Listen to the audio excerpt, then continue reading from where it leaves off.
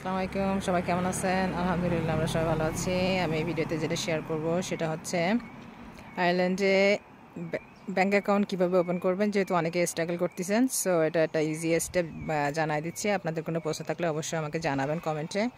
So চলুন জানা যাক দ্য স্টেপ।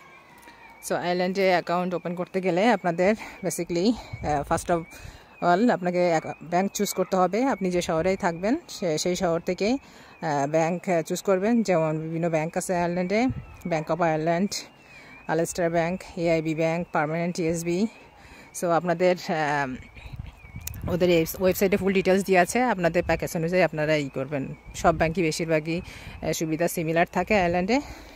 সো দেন হচ্ছে আপনারা অনলাইনেও বুকিং দিতে পারবেন অ্যাপয়েন্টমেন্ট, কিংবা আপনারা ডাইরেক্টলি অ্যাপয়েন্টমেন্ট দিয়ে ব্যাংকে চলে যাবেন। সো নেক্সট ওয়ান আছে আপনার আইডেন্টিফিকেশান প্রুফ প্রোভাইড করতে হবে। এখানে আপনার পাসপোর্ট অথবা কোনো আইডি কার্ড থাকলে কিংবা ড্রাইভিং লাইসেন্স থাকলে ওটা রেডি রাখবেন। দেন নেক্সট ওয়ান হচ্ছে আপনার প্রুফ অফ অ্যাড্রেস লাগবে। সো আপনি যেখানেই থাকবেন চেষ্টা করবেন ওখান থেকে প্রুফ অফ অ্যাড্রেস ম্যানেজ করার জন্য আপনার যে ল্যান্ডলর্ড আছে তার কাছ থেকে লেটার নেবেন। দেন নেক্সট হচ্ছে আপনার পিপিএস নম্বর লাগবে। সো এটা আপনি আগে আর্লি করে রাখবেন, যেহেতু পিপিএস নাম্বার করতে মোটামুটি 2 to 3 উইক্সের মতো সময় লাগে।